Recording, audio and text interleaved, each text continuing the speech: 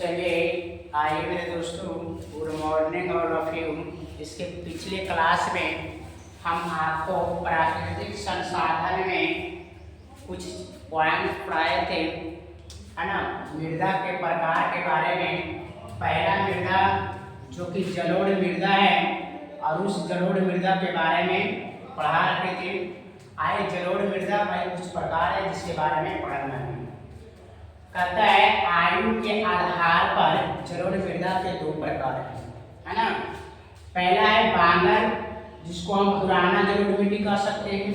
दूसरा है खादर, जिसको नवीन जलोढ़ मिट्टी कह सकते हैं। नवीन का मतलब हुआ नया, ठीक है। देखिए बांगर जलोढ़ मिट्टी क्या है, मृदा को एक मिट्टी कह सकते हैं, है ना। बांगर जलोढ़ मृदा क्या है, कहता है यह कम दूरी से बह करके आती है। बांगर जलोढ़ मृदा जो होता है वह कम दूरी से बह करके आती है, और बह करके आती कहाँ से है, तो ये जलोढ़ मृदा का प्रकार है, ध्यान में रखिएगा, नदी से ही आएगा, है ना। कहता है इसमें मोटे कण पाए जाते हैं और इस मृदा में उपजाऊ नहीं के बराबर होता है। यानी ये जो बांगर जलोढ़ मिट्टी होता है यह नदी के कम दूरी से बह करके आता है ना। और इसमें अगर देखो तो कम मोटा पाया जाता है, जैसे हम लोग कहते हैं ना, एक है ना मेन बालू, है ना, और एक इस बालू का जो कण है वो मोटा होता है। तो कहता है बस इसमें मोटा कण ही पाया जाता है बांगर जलोढ़ मिट्टी में।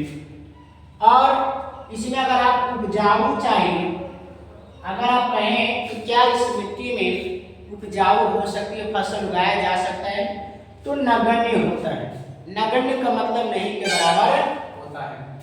देखिए खादर जलोढ़ मिट्टी, जिसको हम खादर को हम पहले बता रखे, खादर को जो है नवीन जलोढ़ मिट्टी कहते हैं।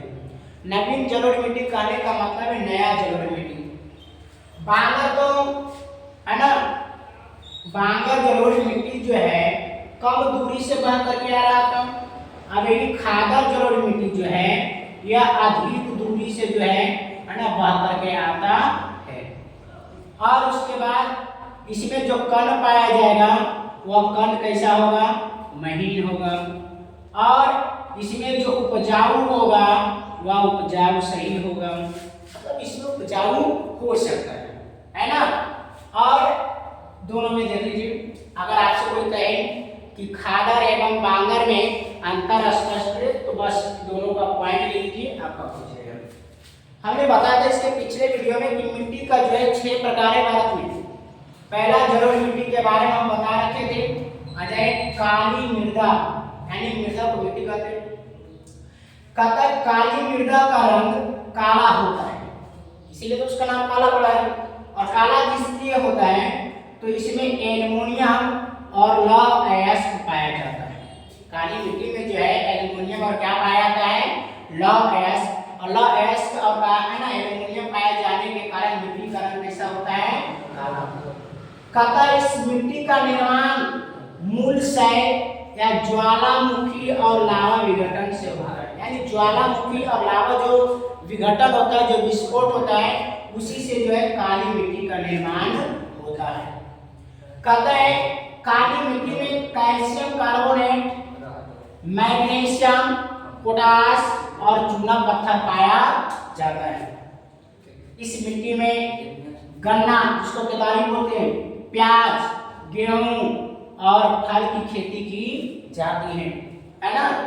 देखिए काली मिट्टी भारत के महाराष्ट्र, गुजरात, कर्नाटक, आंध्र प्रदेश, तमिलनाडु में पाया जाता है। ये थोड़ा वीवीआई पॉइंट है, इसको समझ लीजिएगा कि काली मृदा का दूसरा नाम रेगुर मृदा है। अगर ऐसे भी पूछे कि बताओ काली मृदा को जो है स्थानीय भाषा में क्या कहते हैं, तो रेगुर मृदा, रेगुर बोलना है, ठीक है। चलिए काली मृदा में कपास की खेती जो है सबसे अधिक होती है, और वैसे भी काली मिट्टी जो है ना कपास के लिए उपयुक्त मानी जाती है। आपके पास काली मिट्टी में क्या ऐसी है ना गुणवत्ता है जिससे कपास की खेती अधिक होती है। एक बात तो याद रखिएगा कि काली मृदा को जो है ना कपासी मृदा भी कहा जाता है, कपासी मृदा कहा जाता है, क्योंकि काली मिट्टी में है ना ये जो है कपास की खेती अत्यधिक होती है। कहता है ऐसा इसलिए होता है क्योंकि गर्मी के समय में काली मृदा में दरार पड़ जाती है। दरार आपको देखे होंगे अपने आसपास खेतों में, और है ना उस दरार में O2 समा जाती है। O2 समा जाती है, ऑक्सीजन। वर्षा होने के बाद खेतों में हल चला दिया जाता है और O2 जो है भूमि के अंदर बंधा जाता है। यानी गर्मी के समय में काली मिट्टी में दरार पड़ जाती है और दरार पड़ने के बाद उस दरार मिट्टी में जो है O2 समा जाती है और किसान लोग क्या करते हैं, है ना, कि वर्षा जैसे कि होता है तो वह हल चला देते हैं, है ना। तो जो O2 रहता है वह भूमि के अंदर बंद रह जाता है। स्क्रीनशॉट ले सकते हैं, है ना, भूमि के अंदर बंद रह जाता है। और जब कपास की फसल लगाया जाता है तो उसकी जड़ों में O2 मिल जाती है। जब किसान हल चला देते हैं, है ना, और हल चलाने के बाद वो कपास की फसल जब लगाते हैं, है ना, तो कपास की फसल में, है ना, जो जड़ होता है उस जड़ में क्या मिल जाता है, O2, है ना, जो कपास के लिए उपयोगी है। अब जैसे ही O2 मिलता है तो कपास के जड़ कहेगा वाह भैया, हमें जिस चीज की आवश्यकता थी वो तो मिल गई, है ना। इसीलिए काली मृदा में कपास की फसल अधिक होती है। बात को समझ लीजिए लोग। देखिए मिट्टी का तीसरा प्रकार है लाल एवं पीली मिट्टी, है ना। कहता है इस मिट्टी का विकास कर लीजिए, निर्माण कर लीजिए प्रायद्वीपीय पठार, प्रायद्वीपीय समझ रहे हैं, है ना, जो तीन और जल से घिरे होते हैं। कहता है प्रायद्वीपीय पठार के पूर्वी और दक्षिणी हिस्से में, है ना, रवेदार आग्नेय चट्टानों के टूटने से जो है ना लाल एवं पीली मिट्टी का निर्माण होता है। और लाल एवं पीली मिट्टी का निर्माण वैसे क्षेत्रों में होता है ना, जिस क्षेत्र की वर्षा औसत जो है 100 सेंटीमीटर से कम होता है। देखिए इस मिट्टी का रंग लौह के कारण, लौह का मतलब लोहे के अंश पाए जाने के कारण लाल होता है।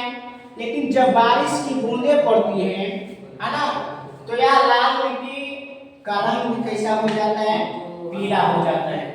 इसीलिए इसे क्या बोलते हैं, लाल एवं पीली मिट्टी, है ना। इस मिट्टी में चावल, मक्का, मूंगफली, तंबाकू और फलों की खेती होती है। इस मिट्टी का विस्तार तमिलनाडु, कर्नाटक, गोवा, दक्षिणी पूर्वी महाराष्ट्र, आंध्र प्रदेश, उड़ीसा, मेघालय, इन सभी राज्यों में लाल और पीली मिट्टी पाया जाता है। लैटेराइट मृदा, लैटेराइट जो है लैटर शब्द से बना है और लैटर शब्द की अर्थ होता है ईंट, है ना, जो ग्रीक भाषा से उत्पन्न हुआ है। यानी यह मिट्टी जो है ईंट के जैसा होता है। कहता है इस मृदा का विकास, है ना, उच्च तापमान और अत्यधिक वर्षा वाले क्षेत्रों में होता है। यानी लैटेराइट मिट्टी का निर्माण वैसे क्षेत्रों में होता है जिस क्षेत्रों की टेम्परेचर अत्यधिक होती है और वर्षा अत्यधिक होता है। कहता है अत्यधिक ताप और अत्यधिक वर्षा होने के कारण मिट्टी की उपजाऊ शक्ति क्या हो जाता है, समाप्त। यानी उस लैटेराइट मिट्टी में जो है फसल उगा नहीं सकते क्योंकि उसकी, है ना, उपजने की जो क्षमता है, जो शक्ति है, वो क्या हो जाता है, समाप्त हो जाता है। तो हम लोग, है ना, वैसे मिट्टी में फसल उगाने के लिए क्या करते हैं, रासायनिक खाद का प्रयोग करते हैं और वैसे रासायनिक खाद का प्रयोग करके, है ना, वैसे मिट्टी में हम फसल उगा सकते हैं लैटेराइट मिट्टी में। एल्युमिनियम और लौह अयस्क की मात्रा पाए जाते हैं, है ना, जिसके कारण लैटेराइट मिट्टी का रंग कैसा होता है, लाल होता है। कहता लैटेराइट मिट्टी में चाय, काजू की खेती की जाती है। याद रखेगा मुख्य रूप से कि लैटेराइट मिट्टी में जो है किसकी खेती की जाती है, चाय और काजू की खेती की जाती है। यह मिट्टी मुख्य रूप से कर्नाटक, केरल, तमिलनाडु, उड़ीसा और असम के राज्यों में पाया जाता है।